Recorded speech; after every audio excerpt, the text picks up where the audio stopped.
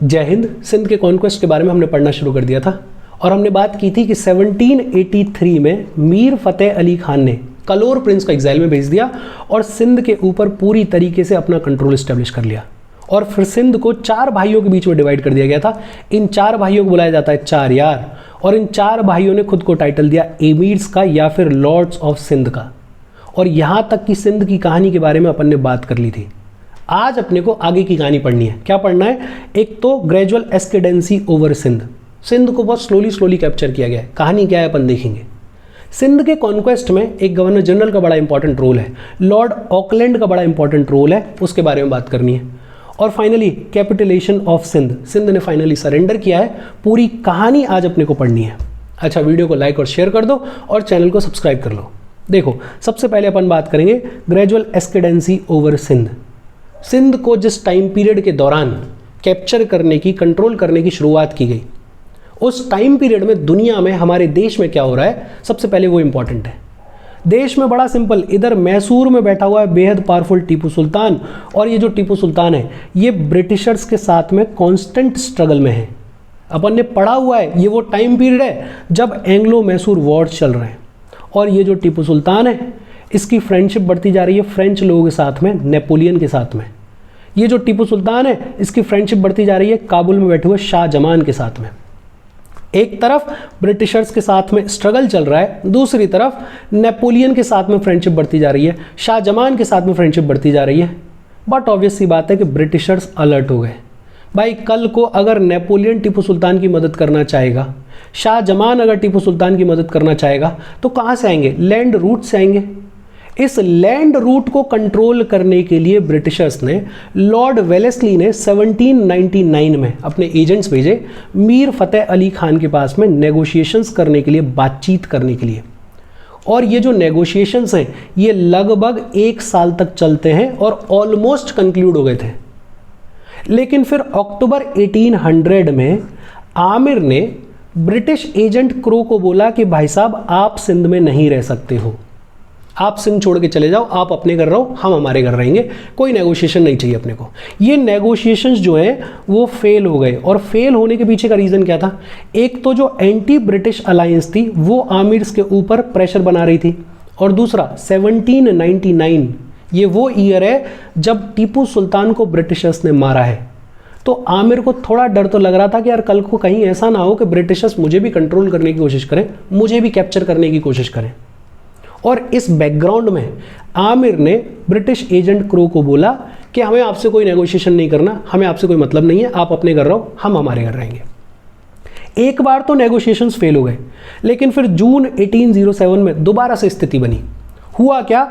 Russia में बैठा हुआ अलेक्जेंडर I और फ्रांस में बैठा हुआ नेपोलियन, इन दोनों ने अलायंस बनाई और इन दोनों ने प्लान बनाया कि हम इंडिया को इन्वेड करेंगे बाय लैंड रूट। लैंड के रास्ते से हम इंडिया को इन्वेड करेंगे। नेपोलियन और रशिया में बैठा हुआ अलेक्जेंडर I ऐसा प्लान बना रहे हैं, अलायंस बना रहे हैं। दोबारा से ब्रिटिशर्स अलर्ट हो गए और इस बार ब्रिटिशर्स के लिए इजी होगा अपनी बातचीत सिंध के आमिर्स को कहना, बिकॉज अब जब भी जो भी लोग जाएंगे ब्रिटिशर्स के, वो आमिर को ये भी बोलेंगे कि भाई साहब, अगर हमारी मदद नहीं लोगे तो कल को ये रशिया का अलेक्जेंडर I और नेपोलियन आके मारेंगे। और नेपोलियन ये वो दौर है जब पूरी दुनिया में फेमस है, बैटल हारा ही नहीं है। फाइनली 1815 में एक बैटल हारेगा, बैटल ऑफ वाटरलू। उससे पहले तक तो इसका बड़ा हो रहा था। तो इस बैकड्रॉप में 1807 में लॉर्ड मिंटो ने 4 डेलीगेशंस भेजे। लाहौर तो भेजा गया मैट काल्फे को, काबुल भेजा गया एलिप्स्टन को, और तेहरान भेजा गया मालकम को, और सिंध में भेजा गया निकोलस स्मिथ को। लाहौर में किसको भेजा गया है? मैट काल्फे को। इधर फिर काबुल में किसको भेजा गया है? एलिप्स्टन को। इधर तेहरान में किसको भेजा गया है? मालकम को। और सिंध में किसको भेजा गया है? निकोलस स्मिथ को। और निकोलस स्मिथ को बोला गया कि सिंध जाके आमिर्स के साथ में डिफेंसिव अरेंजमेंट, एक डिफेंसिव ट्रीटी साइन करने की कोशिश करो। और इस बार ये जो निकोलस स्मिथ है ये सक्सेसफुल हो जाएगा, बिकॉज इस बार चीज़ें रिलेटिवली ईजी हैं, क्योंकि रशिया बैठा हुआ है, नेपोलियन बैठा हुआ है, तो सिंध के आमिर को भी लग रहा है कि यार किसी की तो मदद चाहिए खुद को डिफेंड करने के लिए। और ब्रिटिशर्स ने और आमिर्स ने मिल के साइन करी ट्रीटी ऑफ इटर्नल फ्रेंडशिप। और ये पहली ट्रीटी थी जो कि आर्मिड्स और ब्रिटिशर्स के बीच में साइन हुई। इस ट्रीटी में, ट्रीटी ऑफ इटर्नल फ्रेंडशिप में, दोनों साइड्स ने अग्री किया कि हम फ्रांस को एक्सक्लूड कर देंगे फ्रॉम सिंध, कि सिंध वाले एरिया से फ्रांस को पूरी तरीके से एक्सक्लूड कर दिया जाएगा, बाहर निकाल दिया जाएगा। दोनों ने अग्री किया कि दोनों के कोर्ट्स में एजेंट्स को एक्सचेंज किया जाएगा, मतलब सिंध के जो एजेंट्स हैं वो ब्रिटिशर्स के कोर्ट में जाएंगे और ब्रिटिशर्स के जो एजेंट हैं वो सिंध के या आमिर्स के कोर्ट में आएंगे। तो ये treaty of eternal friendship sign हो गई। इस ट्रीटी को 1820 में रिन्यू किया गया और बाकी के जो यूरोपियंस हैं उनको भी एक्सक्लूड कर दिया गया। इनफैक्ट अमेरिका को एक्सक्लूड कर दिया गया। ये वो दौर है जब अमेरिका भी बेहद पावरफुल है और अमेरिका भी सोच रहा है कि किसी भी तरीके से इंडिया को इन्वेड किया जाए। दूसरा, 1820 में जब इसको रिन्यू किया गया ट्रीटी ऑफ इटर्नल फ्रेंडशिप को, तो एक ये भी बोला गया कि कच्छ के एरिया में जो भी बॉर्डर का डिस्प्यूट है उसको बातचीत करके रिजॉल्व किया जाएगा। एक बेसिक आर्ग्यूमेंट ये है कि एक तरीके से आर्मिड्स और ब्रिटिशर्स के बीच में एक रिश्ता, नेगोशिएशंस, फ्रेंडशिप बनने की शुरुआत हो गई है। एक ट्रीटी साइन हो गई है, ट्रीटी ऑफ इटर्नल फ्रेंडशिप। फिर 1832 में ब्रिटिशर्स को एक बार फिर से लगा कि सिंध के आमिर्स के साथ में कोई नई ट्रीटी साइन करनी चाहिए। और अब तो ब्रिटिशर्स के पास में अपर हैंड भी है, बिकॉज बंगाल को कॉन्कर कर चुके हैं, मैसूर को कॉन्कर कर चुके हैं और मराठास को भी कॉन्कर कर चुके हैं। तो अब ब्रिटिशर्स का पूरा फोकस जो है वो किस पे है, वो सिंध पे है। तो ब्रिटिशर्स ने, विलियम बेंटिक ने कर्नल पोटिंगर को भेजा कि जाओ एक नई ट्रीटी साइन करो सिंध के आमिर्स के साथ में। और ट्रीटी साइन हुई, इसको बोलते हैं ट्रीटी ऑफ 1832। और इस ट्रीटी ऑफ 1832 में क्या क्या कहा गया? एक तो कंपनी को सिंध से फ्री पैसेज दिया गया, मतलब अगर कंपनी को ट्रेड करना है, जाना है, निकलना है तो फ्री पैसेज है, कोई चार्ज नहीं लगेगा। मतलब सिंध में होके रास्ता दिया गया कंपनी को निकलने के लिए। दूसरा, ये जो ट्रैवल की परमिशन दी गई है इसके लिए पासपोर्ट्स बनेंगे, मतलब सिंध जो है वो पासपोर्ट्स इश्यू करेगा। मर्चेंट्स जो भी हैं वो सिंध में सेटल नहीं हो सकते हैं, सिर्फ पासपोर्ट के साथ में निकल के जाएंगे, ट्रैवल करके जाएंगे, उस ट्रैवल पे कोई चार्ज नहीं लगेगा। टैरिफ जो भी लगाए जाएंगे, टैक्स जो भी लगाए जाएंगे वो रीजनेबल लगाए जाएंगे बाय दी आमिर्स। फिर इसके अलावा आमिर्स और जोधपुर के राजा को साथ में मिलकर काम करना पड़ेगा ये जो कच्छ बॉर्डर पे डिस्प्यूट है उसको रिजॉल्व करने के लिए। और जो ओल्ड ट्रीटीज थी उनको वापस से कंफर्म कर दिया गया कि ओल्ड ट्रीटीज में जो लिखा हुआ वो तो है ही साथ में। बड़ा सिंपल। अभी तक अपन ने क्या पढ़ा है? एक तो लॉर्ड वेलेस्ली ने सबसे पहली बार कोशिश करी आमिर्स के साथ में नेगोशिएशंस करने की, लेकिन ये जो नेगोशिएशंस हैं इनमें फेल हो गए ये लोग। फिर 1807 में लॉर्ड मिंटो ने 4 डेलीगेशंस भेजी। लाहौर भेजा गया मैट काल्फे को, काबुल भेजा गया एल्फस्टन को, तेहरान भेजा गया मैल्कम को और सिंध भेजा गया निकोलस स्मिथ को। और निकोलस स्मिथ ने, ब्रिटिशर्स ने, आमिर्स ने पहली बार एक ट्रीटी साइन करी जिसे बोलते हैं treaty of eternal friendship. Treaty of eternal friendship में फ्रेंच लोगों को सिंध से एक्सक्लूड कर दिया गया और एक दूसरे के कोर्ट में एजेंट्स एक्सचेंज करने की बात की गई। इस ट्रीटी को रिन्यू किया गया 1820 में और अमेरिकन्स को भी एक्सक्लूड कर दिया गया। लेकिन फिर ब्रिटिशर्स थोड़े ग्रीडी हो गए और 1832 में विलियम बेंटिक ने कर्नल पोटिंगर को भेजा कि नई ट्रीटी साइन करो। और नई ट्रीटी साइन भी हुई बिकॉज ब्रिटिशर्स जो है उनका थोड़ा इन्फ्लुएंस बढ़ गया था। और ये ट्रीटी साइन हुई 1832 में। सिंध के थ्रू कंपनी को फ्री पैसेज दे दिया गया, ट्रैवल करने के लिए पासपोर्ट्स इश्यू किए जाएंगे, मर्चेंट्स जो वो सिंध में सेटल नहीं हो सकते। टैरिफ्स अगर आमिर्स लगाएंगे तो रीजनेबल लगाए जाएंगे। आमिर्स और जोधपुर के राजा जो है वो साथ में मिलकर काम करेंगे कच्छ बॉर्डर के डिस्प्यूट्स को रिजॉल्व करने के लिए। और जो ओल्ड ट्रीटीज हैं उनको कंफर्म कर दिया गया, उनमें जो लिखा हुआ है वो तो माना ही जाएगा। अब अपने को दिख रहा है कि ब्रिटिशर्स जो हैं उनका अपर हैंड है, वो पावरफुल हैं थोड़े, और सिंध के जो आमिर्स हैं वो थोड़े दबे हुए हैं, डरे हुए हैं। और ऐसे में लॉर्ड ऑकलैंड जो हैं वो बने गवर्नर जनरल। और दुनिया में क्या चल रहा है कि रशिया का इन्फ्लुएंस बढ़ता जा रहा है और रशिया के साथ साथ अफगान्स जो हैं वो बेहद पावरफुल हो रहे हैं। इनफैक्ट पहला जो एंग्लो अफगान वॉर शुरू होगा 1839 में, उस फर्स्ट एंग्लो अफगान वॉर में ब्रिटिशर्स को अफगान्स जो है वो हराएंगे। लेकिन उससे पहले की अगर बात करें तो एक तरफ तो रशिया जो है वो पावरफुल होता जा रहा है और दूसरा अफगान्स जो है वो बेहद पावरफुल होते जा रहे हैं। अब ब्रिटिशर्स चाह रहे थे कि सिंध को पूरी तरीके से बफर स्टेट के तौर पर इस्टेब्लिश कर दिया जाए, कि अगर ये अफगान्स अटैक करें तो पहले सिंध जो है वो रास्ते में पड़े, वो बफर स्टेट के तौर पे एक्ट करे for the company, for the Britishers. और लॉर्ड ऑकलैंड को ये अपॉर्चुनिटी भी मिली। इधर पंजाब में बैठे हुए रंजीत सिंह ने क्या किया, सिंध के टाउन रोजन पे अटैक कर दिया और उसको कैप्चर कर लिया। तो ब्रिटिशर्स जो है वो भागे भागे पहुंचे आमिर्स के पास में कि देखो इधर रशिया बेहद पावरफुल बैठा हुआ है, कभी भी अटैक कर सकता है। इधर अफगान जो है वो बेहद पावरफुल है, आपको भी समझ में आ रहा है, कभी भी अटैक कर सकते हैं।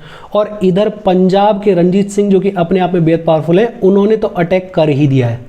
अब अगर आपको सेफ रहना है, सुरक्षित रहना है, तो आपको हमारी ज़रूरत पड़ेगी, हमारे साथ में एक ट्रीटी साइन कर लो।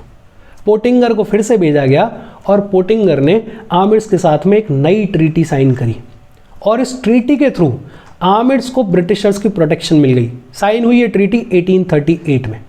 कैसे प्रोटेक्शन मिली? कंपनी की जो फोर्सेज हैं वो आमिर के कैपिटल में, सिंध के कैपिटल में रहेंगी, स्टेशनड वहीं पे रहेंगी, और उन आर्मी का जो खर्चा है वो कौन देगा? आमिर देगा। आमिर्स और सिख लोगों के बीच में कोई भी डिस्प्यूट होगा तो उसमें मीडिएटर कौन होगा? उसमें मीडिएटर होगी कंपनी। और परमानेंटली आमिर्स के कोर्ट में एक ब्रिटिश रेजिडेंस रहेगा ही रहेगा। देखो हुआ क्या कि रशिया का इन्फ्लुएंस बढ़ता जा रहा था, अफगान्स बेहद पावरफुल होते जा रहे थे, इधर पंजाब में रंजीत सिंह बेहद पावरफुल होते जा रहे थे। ब्रिटिशर्स तो चाह रहे थे कि कैसे भी ये जो सिंध है ये पूरी तरीके से उनके कंट्रोल में आए, उनके कब्जे में आए। अभी तक जितनी भी ट्रीटीज साइन हुई थी उन ट्रीटीज के थ्रू कुछ कुछ फायदे मिले थे ब्रिटिशर्स को, लेकिन सिंध जो है वो पूरी तरीके से उनके कब्जे में नहीं था। तो ये जो ब्रिटिशर्स हैं इन्होंने सिंध के आमिर्स को डराना शुरू किया कि भाई साहब अफगान बेहद पावरफुल हैं, रशिया बेहद पावरफुल है, कल को अटैक करेगा तो बचाएगा कौन तुम्हें? और ऐसे में रंजीत सिंह ने क्या किया, सिंध का एक टाउन है रोजन, उसको अटैक किया और उसको कैप्चर कर लिया। ब्रिटिशर्स को मौका मिल गया कि हम तो बात कर रहे थे अफगान्स की और रशिया के बारे में ही, इधर रंजीत सिंह ने तो अटैक कर ही दिया है, कैसे सेफ रहोगे, कैसे बचोगे? हमसे ट्रीटी साइन करो, हम तुम्हारी मदद करेंगे। ट्रीटी साइन हुई 1838 में और आमिर्स को ब्रिटिशर्स की प्रोटेक्शन प्रोवाइड कर दी गई। कैसे प्रोवाइड की गई? कंपनी की जो आर्मी है एक छोटी टुकड़ी वो आमिर्स की कैपिटल में स्टेशन कर दी गई, रख दी गई, और उसका खर्चा कौन देगा? खुद आमिर देगा। आमिर्स और सिख लोगों के बीच में कोई भी डिस्प्यूट होगा तो मीडिएटर इंटरवीन कौन करेगा? कंपनी करेगी। और एक ब्रिटिश रेजिडेंट परमानेंटली सिंध आमिर के कोर्ट में रहेगा। Basically Sindh became a British protectorate in 1838। Sindh जो है वो ब्रिटिशर्स के प्रोटेक्शन में चला गया पूरी तरीके से। मतलब 1838 में लॉर्ड ऑकलैंड ने सिंध को ब्रिटिश प्रोटेक्टरेट बना लिया, एक तरीके से सिंध ब्रिटिशर्स की जेब में चला गया। और फिर 1838 में ही एक ट्राइपेरियड ट्रीटी साइन की गई। किस किस के बीच में? ब्रिटिशर्स, शाह शुजा और महाराजा रंजीत सिंह के बीच में, जो कि पंजाब के हैं। ब्रिटिशर्स ने महाराजा रंजीत सिंह को मनाना शुरू किया और बोलना शुरू किया कि यार मिल बैठ के काम करो, क्यों फालतू में पंगे लेना? इधर ये जो पावरफुल अफगान्स हैं ये कल को तुम्हें भी इन्वेड कर सकते हैं, सिंध को भी इन्वेड कर सकते हैं, और अगर सिंध को इन्वेड करेंगे, तुम्हें इन्वेड करेंगे, तो फिर कल को हमारी भी बारी आ सकती है, तो क्यों ना मिल के काम करें। रंजीत सिंह राजी हो गए और ये जो ट्राइपेरियड ट्रीटी है जो कि 1838 में साइन हुई, इसमें Ranjit Singh agreed to British mediation in आमिर्स वर्सेस रंजीत सिंह डिस्प्यूट, कि कल को अगर सिंध के आमिर्स और पंजाब के रंजीत सिंह के बीच में कोई भी डिस्प्यूट होगा तो ब्रिटिशर्स उसमें मीडिएटर का रोल प्ले करेंगे। और दूसरा, ब्रिटिशर्स ने मुगल एम्परर शाह शुजा को फोर्स किया और बोला कि सिंध के ऊपर आपके जो भी सोवरेन राइट्स हैं उनको गिव अप कर दो, उनको छोड़ दो। एक तरीके से ये जो सिंध है इस पे मुगल एम्पायर की सोवरेनिटी थी, लेकिन इस ट्राइपेरियड ट्रीटी के थ्रू शाह शुजा को फोर्स किया गया और बोला गया कि सिंध के ऊपर आपके जो भी सोवरेन राइट्स हैं उनको गिव अप कर दिया जाए। ये ट्राइपेरियड ट्रीटी साइन हो गई।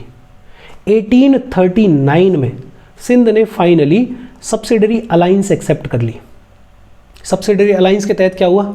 ब्रिटिश फोर्सेस जो हैं वो रख दी गई शिखरपुर में और बुकार में। आमिर को बोला गया कि ये जो ब्रिटिश फोर्सेस हैं इनके लिए आप 3 लाख रुपए एनुअली दोगे।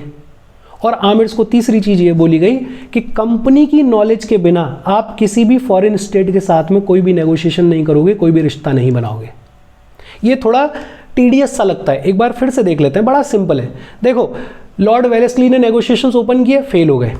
1807 में लॉर्ड मिंटो ने 4 डेलीगेशंस भेजी, जिनमें से सिंध में भेजा गया था निकोलस स्मिथ को, और निकोलस स्मिथ ने treaty of eternal friendship sign कर ली। ये पहली बार ब्रिटिशर्स और आमिर्स के बीच में कोई ट्रीटी साइन हुई थी। इसके थ्रू फ्रेंच लोगों को एक्सक्लूड कर दिया गया फ्रॉम सिंध, और दोनों ने अग्री किया कि हम कोर्ट में एक दूसरे के एजेंट्स को एक्सचेंज करेंगे। इस ट्रीटी को रिन्यू किया गया 1820 में। फिर 1832 में एक ट्रीटी साइन की गई, जिसके थ्रू फ्री पैसेज वगैरह दिया गया। ये बोला गया कि साहब पासपोर्ट्स प्रोवाइड किए जाएंगे। एक तरीके से ट्रेड वगैरह से रिलेटेड एक ट्रीटी साइन हो गई, ट्रीटी ऑफ 1832। फिर लॉर्ड ऑकलैंड आए हैं, और लॉर्ड ऑकलैंड ने माहौल बनाना शुरू किया है। और ये जो माहौल बनाना शुरू किया गया है, ये शुरू किया गया है ताकि ये जो सिंध है ये पूरी तरीके से जेब में आ जाए ब्रिटिशर्स की में। सिंध के आमिर्स को डराना शुरू किया ब्रिटिशर्स ने कि देखो अफगान लोग बैठे हुए हैं, देखो रशिया बैठा हुआ है, कल को तुम्हें पीट सकता है। और ऐसे में रंजीत सिंह ने सिंध के एक टाउन रोजन पे अटैक किया और उसको कैप्चर कर लिया। तो अब तो पूरा ठप्पा लग गया। अब ब्रिटिशर्स ने बोला कि देखो हम तो अफगान लोगों के लिए बोल रहे थे, हम तो रशिया के लिए बोल रहे थे, आपको तो पंजाब के रंजीत सिंह भी अटैक कर रहे हैं। तो आमिर्स ने एक नई ट्रीटी साइन करी पोटिंगर के साथ में, ब्रिटिशर्स के साथ में। और 1838 में आमिर्स जो है वो ब्रिटिशर्स की प्रोटेक्शन में चले गए, या ये कह दें कि सिंध जो है वो ब्रिटिश प्रोटेक्टरेट बन गया इन 1838। फिर 1838 के बाद 1838 के लास्ट में एक ट्राइपेरियड ट्रीटी साइन की गई। रंजीत सिंह को ब्रिटिशर्स ने मना लिया, सिंध तो इनकी पॉकेट में था ही। और क्या बोला गया? बोला ये गया कि रंजीत सिंह को बताया गया कि रंजीत सिंह और आमिर्स के डिस्प्यूट में कौन मीडिएटर बनेगा? ब्रिटिशर्स मीडिएटर बनेंगे। और मुगल एम्परर शाह शुजा को बोला गया कि सिंध के ऊपर आपके जो भी सोवरेन राइट्स हैं उनको गिव अप कर दो। और फाइनल नेल ठोका गया 1839 में, जब सिंध के ऊपर सब्सिडरी अलायंस इंपोज कर दी गई। और सब्सिडरी अलायंस के तहत ये बोला गया कि शिखरपुर में और बुकार में ब्रिटिश फोर्सेज रहेंगी, सिंध के एरियाज हैं ये। इन ब्रिटिश फोर्सेस के लिए आमिर जो है वो एनुअली 3 लाख रुपए पे करेगा। और आमिर्स को बोला गया कि कंपनी की नॉलेज के बिना आप किसी भी फॉरेन स्टेट के साथ में कोई भी नेगोशिएशन नहीं करोगे। एक तरीके से सिंध को पूरी तरीके से कैप्चर कर लिया गया है। लेकिन फाइनली जो सरेंडर किया है सिंध ने, कैपिटुलेशन ऑफ सिंध, उसकी कहानी क्या है? फर्स्ट एंग्लो अफगान वॉर जो है वो 1839 से लेके 1842 तक चला। एक बात तो ये कि इस फर्स्ट एंग्लो अफगान वॉर में ब्रिटिशर्स को हरा दिया गया था, ब्रिटिशर्स हार गए थे, अफगान लोग जीते थे। ये जो वॉर है ये सिंध की धरती पे लड़ा गया था, सिंध की धरती पे वॉर लड़ा गया। आमिर ये एक्सपेक्ट कर रहा था कि ब्रिटिशर्स कुछ वाहवाही देंगे, कुछ एप्रिशिएशन देंगे, लेकिन ब्रिटिशर्स क्योंकि हार गए थे तो बहाने ढूंढ रहे थे। तो ब्रिटिशर्स ने आमिर्स को एप्रिशिएट तो किया ही नहीं, ऊपर से ये और कह दिया कि आपने हमारे साथ गद्दारी की है और गद्दारी के लिए हम आपको पनिश करने वाले हैं। तो आमिर जो है वो नाराज हो गए, होना ही था, बट ऑब्वियस सी बात है। तो एलनबर्ग जो कि नए गवर्नर जनरल बन चुके थे, उन्होंने सिंध में भेजा आउटरैम को भेजा गया और बोला कि इन्होंने गद्दारी की हमारे साथ में, इनके साथ में नई ट्रीटी साइन करो। आमिर्स को फोर्स किया गया उनकी इंपॉर्टेंट टेरिटरीज सीड करने के लिए, इंपॉर्टेंट टेरिटरीज देने के लिए फोर्स किया गया। दूसरा, कंपनी के जितने भी स्ट्रीमर्स थे जो कि इंदस में ऑपरेट करते थे, इंदस में नाव वाव चलाते थे, ट्रेड किया करते थे, उनके लिए आमिर्स को फोर्स किया गया कि आमिर्स जो है वो फ्यूल देगा। और आमिर्स को ऑर्डर किया गया कि अब से तुम अपने नाम के कोई भी कॉइन्स मिंट नहीं करोगे। ये सिंध का कॉन्क्वेस्ट अपन जितना भी पढ़ते हैं अपने को ये समझ में आता है कि एक तरीके से पूरा माहौल बनाया गया है किसी भी तरीके से सिंध को अपनी पॉकेट में रखने के लिए। एक्चुअल में कुछ नहीं हो रहा, बहुत ज़्यादा नहीं हो रहा है, लेकिन क्रिएट किए जा रही हैं, सिचुएशंस ऐसी बनाई जा रही हैं। जैसे फर्स्ट एंग्लो अफगान वॉर में ब्रिटिशर्स हारे, ये लड़ाई लड़ी गई सिंध की धरती पे। आमिर्स एक्सपेक्ट कर रहे थे कि ब्रिटिशर्स कम से कम शुक्रिया तो कहेंगे कि यार आपकी धरती पे हमने लड़ाई लड़ी, हार गए, अलग बात है। ब्रिटिशर्स ने तारीफ तो की ही नहीं, साथ में ये बोला कि तुमने हमारे साथ में गद्दारी की है और उसके लिए हम तुम्हें चार्ज करेंगे। और एलनबर्ग ने आउटरैम को भेजा सिंध में और एक नई ट्रीटी साइन की गई। आमिर्स को फोर्स किया गया इंपॉर्टेंट ट्रीटीज देने के लिए। आमिर्स को फोर्स किया गया कि इंदस में जो भी ब्रिटिशर्स के स्ट्रीमर्स हैं उनके लिए फ्यूल सप्लाई आप करोगे। आमिर्स को फोर्स किया गया कि आप जो है अब कोई कॉइन मिंट नहीं करोगे। ये सिचुएशन इतनी खराब हो गई आमिर्स की कि आमिर जो है वो अपनी मर्जी से कुछ कर ही नहीं पा रहे हैं। एक तो सब्सिडरी अलायंस साइन हो गई है, ऊपर से पैसा भी हड़पा जा रहा है अब उनसे। और ऐसे में सिंध में शुरू हो गया वॉर ऑफ सक्सेशन। और इस वॉर ऑफ सक्सेशन में कुछ लोगों ने रिवोल्ट किया, सिविल वॉर शुरू हो गया। कंपनी ने इंटरवीन किया और आमिर्स को कैप्टिव बंदी बना लिया, आमिर्स को कैप्टिव बना लिया। और 1843 में गवर्नर जनरल एलनबर्ग के अंडर सिंध को मर्ज कर लिया गया इनटू द ब्रिटिश एम्पायर और चार्ल्स नेपियर को बनाया गया फर्स्ट गवर्नर ऑफ सिंध। मतलब फाइनली 1843 में Sindh was merged into the British Empire, Sindh surrendered और चार्ल्स नेपियर को बनाया गया पहला गवर्नर ऑफ सिंध। बहुत सिंपल, एक बार फिर से रिवाइज कर लेते हैं। पहली बात तो अपन ने कर ही ली है, लॉर्ड ऑकलैंड ने क्या किया, माहौल बनाना शुरू किया, बिकॉज लॉर्ड ऑकलैंड चाहते थे कि सिंध जो है वो किसी भी तरीके से बफर स्टेट बन जाए। और इस माहौल में रंजीत सिंह ने जब रोजन को कैप्चर किया, अटैक किया, तो लॉर्ड ऑकलैंड ने, ब्रिटिशर्स ने आमिर्स को बोलना शुरू किया कि देखो अफगान पीट सकते हैं तुम्हें, रंजीत सिंह ने पीट ही दिया है, रशिया तुम्हें पीट देगा, हमारी मदद लगेगी। डरे हुए आमिर्स ने एक ट्रीटी साइन कर ली 1838 में और 1838 में Sindh became the British protectorate. यहाँ तक तो कोई दिक्कत थी नहीं। 1838 में एक ट्राई पीरियड ट्रीटी साइन हुई। रंजीत सिंह को ये ब्रिटिशर्स मनाने में कामयाब हो गए इस ट्रीटी को साइन करने के लिए। 1839 में फाइनली सिंध ने सब्सिडरी अलायंस साइन कर ली। और फिर फाइनल सरेंडर कैसे किया गया है कि जब फर्स्ट एंग्लो अफगान वॉर में ब्रिटिशर्स हार गए तो ब्रिटिशर्स ने अलेज किया कि आमिर्स जो हैं उन्होंने गद्दारी की है और एलनबर्ग ने आउटरैम को भेजा कि सिंध के साथ में एक नई ट्रीटी साइन करो। और आमिर्स से लिटरली टेरिटरीज छीनी गई। आमिर्स से लिटरली बोला गया कि आप अपने कोई कॉइन्स मिंट नहीं करोगे। आमिर्स को बोला गया कि इन 10 में जो भी हमारी वोट चल रही है उनके लिए फ्यूल सप्लाई आप करोगे। मतलब पैसा हड़पा जा रहा है। और ऐसे में वॉर ऑफ सक्सेशन शुरू हो गया। आमिर्स की कोई वैल्यू रह ही नहीं गई है। फिर वॉर ऑफ सक्सेशन और शुरू हो गया, सिविल वॉर शुरू हो गया, रिवोल्ट शुरू हो गया। कंपनी ने इंटरवीन किया और आमिर्स को बंदी बना लिया। और बड़ा स्मार्टली 1843 में Sindh was merged into the British Empire और चार्ल्स नेपियर को बना दिया गया फर्स्ट गवर्नर ऑफ सिंध। और इसके साथ सिंध का कॉन्क्वेस्ट पूरा हो गया। सिंध के ऊपर भी ब्रिटिशर्स का कंट्रोल इस्टेब्लिश हो गया। और अब अपने को समझ में आ रहा है कि इधर बंगाल उनके कंट्रोल में, इधर मैसूर उनके कंट्रोल में, इधर हैदराबाद उनके कंट्रोल में, मराठास उनके कंट्रोल में, सिंध भी उनके कंट्रोल में आ गया है। एक तरीके से पूरे इंडिया में ब्रिटिशर्स का कंट्रोल इस्टेब्लिश हो गया है। अब सिंध के बाद जो एक पावरफुल फोर्स बैठी हुई है वो बैठी हुई है यहाँ पे पंजाब में रंजीत सिंह। लेकिन रंजीत सिंह जो है वो 1839 में हेल डाई। और 1839 में जैसे ही रंजीत सिंह पास अवे होंगे उसके बाद से शुरू हो जाएगा पंजाब का कॉन्क्वेस्ट और पंजाब को भी कॉन्कर कर लिया जाएगा। पंजाब की बातचीत अपन अगले सेशन में करेंगे। कोई डाउट हो तो please comment. Thank you very much.